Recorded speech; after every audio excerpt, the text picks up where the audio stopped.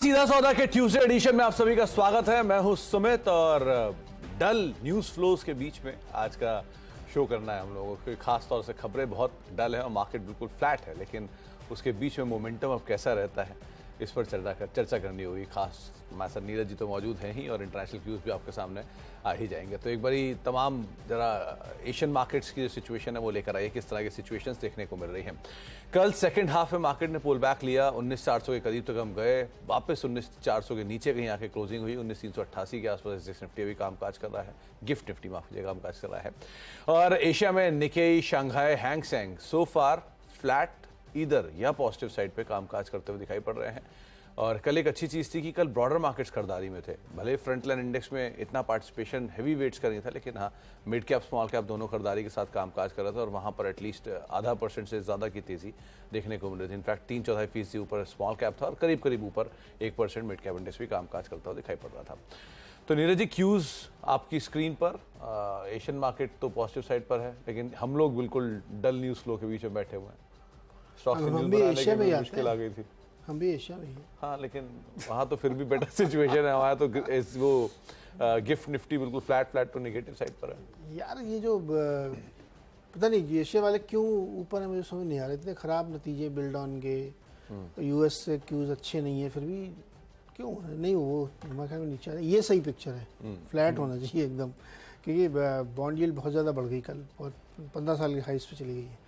तो उससे चिंता बढ़ेगी आगे कि यूएस क्या कर सकता है। फ्राइडे को जेरेमी पावेल साहब जो फेडरल चेयर हैं वो बोलेंगे। मुझे लगता है कि मार्केट का जो इस समय का आज का मूड मुझे लग रहा है ना कि ऊपर से थोड़ा सा डर लगना चाहिए लोगों को कि ये इतना ज़्यादा बॉन्ड यील्ड बढ़ना मतलब ब्याज दरें और बढ़ेंगी। और लॉन्गर फॉर हायर का जो सिस्टम था अगर वो सस्टेन कर गया तो दिक्कत होगी। देखिए भारत की जो ब्याज दरें और जो अमेरिका की ब्याज दरों के बीच में कम से कम 2 से 2.5% का डिफरेंस होना चाहिए। अगर मान लो वहाँ पे 6.5-5% हो गई, अभी 5 से 5.5% हो गई, अभी सितंबर में हो जाएगी, तो आपकी 7.5% होनी चाहिए ना रेपो। अभी कितनी है? 6.5%। 1% का डिफरेंस लेके आप चल रहे हैं।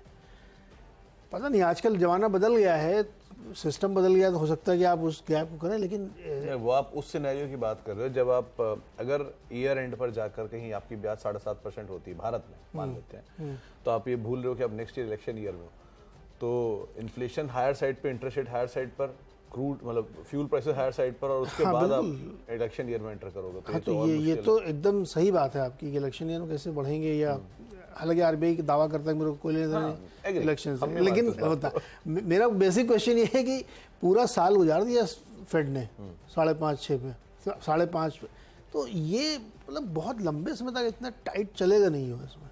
मेरे को ये चिंता है, इसलिए बॉन्ड मार्केट की यील्ड बहुत ऊपर जा रही है। लोग पैसा डेट में लगाएंगे ना। नहीं, यही तो इंटरेस्टिंग पार्ट है कि इंटरेस्ट रेट बढ़ने के बावजूद भी बाजार इतनी तरह गिर नहीं रहा जैसा गिरना चाहिए। ये पहली बार सिनेरियो देख रहे हैं हम। देखिए ना, 30 साल वाली 4.5, 4.25, 5 साल वाली फिर 4.5। अब ये जो यील्ड है ना, ये उल्टी हो गई है। 2 साल में आपको 5% ब्याज मिलेगा और 5 साल में 4 मिलेगा, मतलब नियर टर्म में बड़ी खड़ी भयंकर समस्या खड़ी है।